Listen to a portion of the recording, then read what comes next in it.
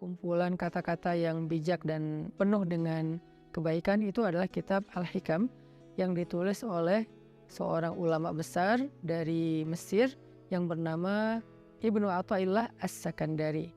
Nah, beliau menulis kitab hikam yang sangat terkenal. Salah satu di antara hikmah yang luar biasa tentang bagaimana cara kita melibatkan Allah itu, beliau mengatakan min alamatil i'timad 'alal amal nuqsanur raja 'inda wujudiz zalal. Salah satu di antara tanda-tanda orang terlalu bergantung kepada ikhtiar, bergantung kepada amalnya, bergantung kepada perbuatannya, bergantung kepada usaha dirinya adalah nuqsanur raja, berkurangnya harapan kepada Allah inda wujudiz zalal, ketika ada masalah dalam hidupnya. Maksudnya apa? Seringkali kita gini, kita tuh jadi kayak berani berharap yang baik-baik kepada Allah kalau apa yang kita harapkan itu masih logis. Jadi kita kayak tahu gitu gimana cara mengikhtiarkan hal itu. Kita tahu bagaimana cara mendapatkan hal itu, sehingga kita masih berharap kepada Allah, ya Allah mudahkanlah saya. Misalnya kayak kita pede bisa dapat kerjaan, atau misalnya kita udah ngerasa bahwa insya Allah saya layak mendapatkan pekerjaan itu, sehingga kita mendaftar di sebuah perusahaan. Kita masih berharap pada Allah supaya Allah mudahkan urusan kita. Tapi ketika ternyata kita ditolak sana sini, kita ketuk setiap pintu-pintu di bumi, ternyata nolak kita sehingga kita nggak punya kerjaan, kita tiba-tiba jadi putus asa, jadi nggak berharap lagi, jadi nggak optimis, karena ngerasa kayaknya pintu-pintu bumi udah tertutup.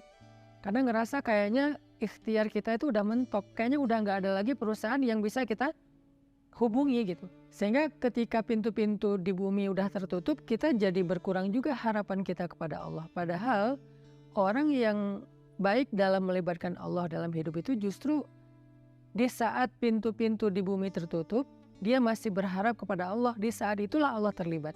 Jadi jangan sampai ketika pintu bumi tertutup, manusia meninggalkan kita, jalan-jalan ikhtiar itu kayaknya udah mentok, kita jadi berprasangka buruk dan tidak lagi berani berharap yang baik-baik kepada Allah.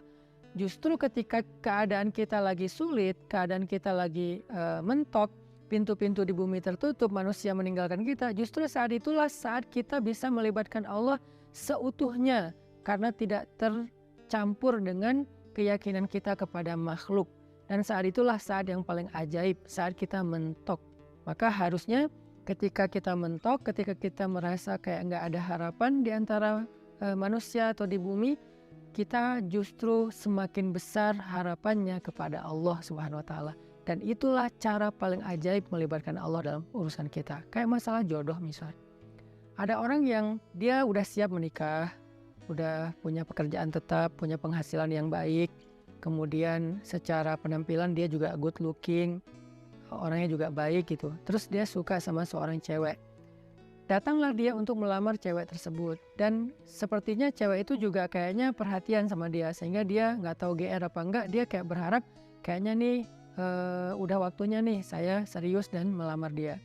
Sebelum dia berangkat ke rumah calon istrinya, dia berdoa kepada Allah, ya Allah mudahkan urusan saya, ya Allah semoga saya bisa menjadi suami yang baik bagi dia, semoga lamaran saya diterima, bla bla bla. Dia berdoa kepada Allah, dia berharap pada Allah karena dia percaya bahwa ada jalan untuk mendapatkan yang dia inginkan. Lalu ketika yang terjadi justru sebaliknya, dia ditolak walaupun dengan cara baik-baik, atau bahkan mungkin dengan cara yang agak sedikit kasar. Perempuan itu menolak dia, atau calon mertuanya yang menolak, ayah dari perempuan itu yang menolak, atau mungkin ada banyak masalah lain yang terjadi sehingga nggak bisalah dia melamar perempuan itu. Apakah dia masih berharap kepada Allah? Kalau dia sudah tidak lagi berharap pada Allah, berarti selama ini dia sebetulnya lebih bergantung kepada ikhtiarnya, kepada usahanya daripada kepada Allah. Makanya tidak terjadi keajaiban. Bukan begitu cara melibatkan Allah. Justru ketika lamarannya ditolak, saat itulah dia bisa mengandalkan Allah seutuhnya. Karena tidak bisa lagi mengandalkan good looking, gak bisa lagi mengandalkan mapan, gak bisa lagi mengandalkan ikhtiar-ikhtiar manusiawi. Saat itulah dia seutuhnya bisa mengandalkan Allah, dan itulah cara melibatkan Allah untuk mendapatkan keajaiban dalam hidup. Sehingga jangan berputus asa dan jangan nyerah. Kalau nggak bisa mengetuk pintu hati manusia, maka ketuklah pintu rahmat Allah Subhanahu wa Ta'ala, dan Allah lah yang membolak-balikan hati. Kalaupun nggak perempuan itu, Allah akan gantikan dengan perempuan lain yang lebih baik daripada dia untuk kita. Artinya nggak boleh berhenti berharap kepada Allah. Justru berharap kepada Allah di saat kita sedang sulit, itulah cara paling ajaib mendatangkan keajaiban Allah Subhanahu wa Ta'ala. Ada nasihat dari kisah Nabi Yusuf alaihissalam di dalam surat Yusuf, ketika Nabi Yakub meminta kepada anak-anaknya mencari Nabi Yusuf dan mencari adik mereka yaitu Bunyamin. Nabi Yakub bersabda, "Ya bani yadhhabu fatahassasu min Yusuf wa akhihi فتحسسوا من يوسف وأخيه ولا تيأسوا من روح الله إنه لا ييأس من روح الله إلا القوم الكافرون." Wahai anak-anakku, kata Nabi Yakub, pergilah dan carilah kabar tentang Yusuf dan saudaranya itu Bunyamin, dan janganlah kalian berputus asa dari rahmat Allah, dari pertolongan Allah, dari campur tangan Allah, dari keajaiban di sisi Allah. Sesungguhnya tidak ada yang berputus asa dari rahmat Allah kecuali orang-orang yang mengingkari kebesaran Allah, orang-orang yang tidak beriman. Jadi ciri di antara orang yang beriman itu tidak berputus asa. Dan kalimat putus asa ini tidak akan muncul kalau tidak ada zalal, tidak ada masalah, kalau nggak mentok. Nggak mungkin dong kita berputus asa sementara jalan masih terbuka lebar, segalanya masih normal, semuanya masih sesuai prediksi kita. Itu nggak ada alasan kita berputus asa.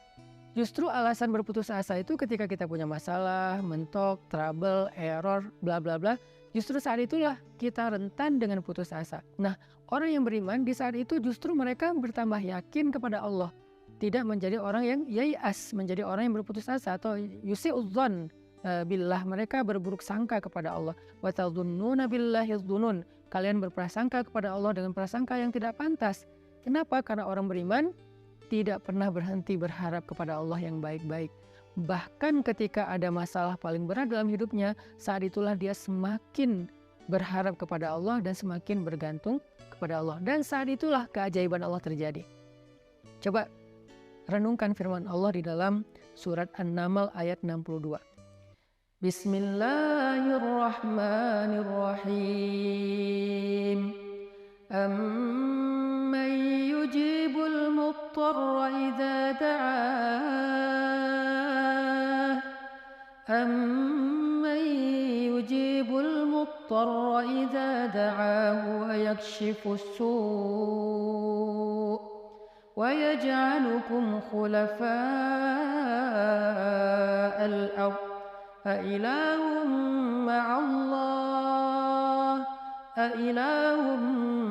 مع الله قليلا ما تذكرون. Siapakah yang akan memperkenankan doa orang-orang yang sedang kesulitan jika dia berdoa kepada Allah dan kemudian menghilangkan keburukan dari mereka dan menjadikan kalian sebagai pemimpin-pemimpin di muka bumi? Apakah ada ilah yang patut disembah bersama dengan Allah? Qalilan ma tazakkarun, sedikit sekali apa yang kalian mengerti. Siapakah yang akan menjawab doa orang yang ketika muttar? Apa itu muttar? Muttar itu artinya orang yang sedang dalam kesulitan yang luar biasa. Muttar itu artinya orang yang sedang dalam kesusahan yang sangat besar. Muttar itu artinya orang yang udah mentok, itulah muttar. Maka amma yujibul muttar, siapa yang akan bisa menjawab panggilan orang yang sedang muttar, yang memanggil ya Allah, ya Allah, ya Nasir, ya Azim, ya Aziz, ya Rabbal Alamin, ya Rabbi. Siapa yang akan menjawab panggilan ketika ada yang memanggil dalam keadaan kesulitan ya Allah selain Allah Subhanahu wa Ta'ala? Hanya Allah yang bisa menjawab. Ketika manusia tidak bisa menjawab, orang tua nggak bisa menjawab, teman-teman nggak bisa menjawab, mereka nggak ngangkat telepon, nggak ngebalas WA, nggak ada yang mau membantu kita, nggak ada yang yujib. La ahad yujibuna, tidak ada satupun yang menjawab kita. Faman yujibul muttar, siapa yang menjawab kita ketika dalam keadaan muttar seperti itu? Allah